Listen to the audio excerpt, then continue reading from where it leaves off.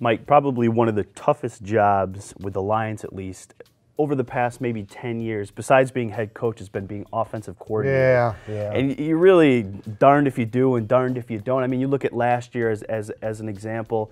You know, fans really wanted the Lions to run the football. Why aren't you running the football? Why aren't you running the ball? Why can't you run the ball? Well, the Lions because they can't. They could, and the Lions have shifted their focus a little bit this year. They've tried to run the ball a little bit more, and now fans are, why don't you throw the ball more? So it's obviously a tough spot to be in for Scott Linehan, but I think we were talking before this, and you made a really good point that it's not so much about how many plays you guard, but when you call those plays. And I thought you made a good point. Well, for example, 1st and 10 at the 28 in overtime, or 29 or whatever it was. I'm sorry, I love Joik Bell. I love the story. I love the player, Wayne State kid and all that. That's not my go-to guy in overtime. My go-to guy is Calvin Johnson. It's Ryan Broyles. That's even Brandon Pettigrew.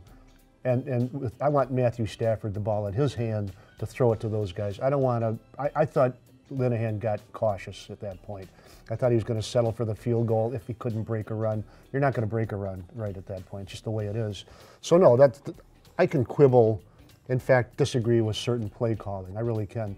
But the overall concept is it's not to, have 70 passes against 30 runs, but it's a certain time of when you select what you have.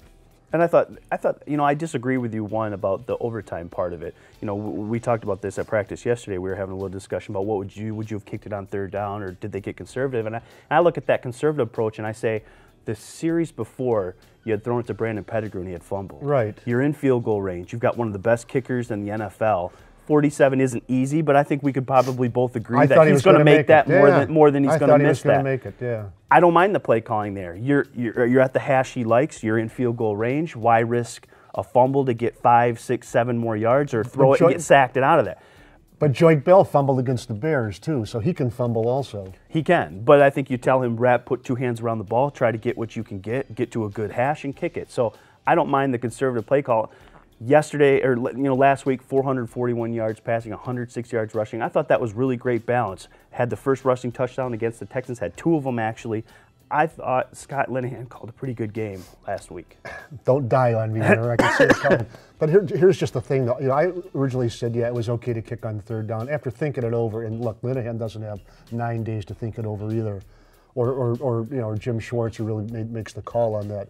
I would have thrown on 3rd down. I really would have. I would have tried to get closer. But a safe rollout, something like that, or a naked boot, just to get another 6, 7, 8 yards and maybe a 1st down. Didn't they try that at the end of regulation, though, and a sack put them out of field goal range? Yeah, there's no such thing as a safe rollout, in my opinion, with J.J. Watt. If he's there when you're there, okay, you try to throw that away. Now you're risking. If he's lined up left, you roll right. If he's lined up right, you roll left, or whatever it is. Your kicker's got to make the kick, in my opinion. I didn't mind the play call at all. I didn't mind it either on Thursday. I really didn't. So I'm changing here. Okay, I'm changing. When do we have a game on Christmas? All right, I'll take it back.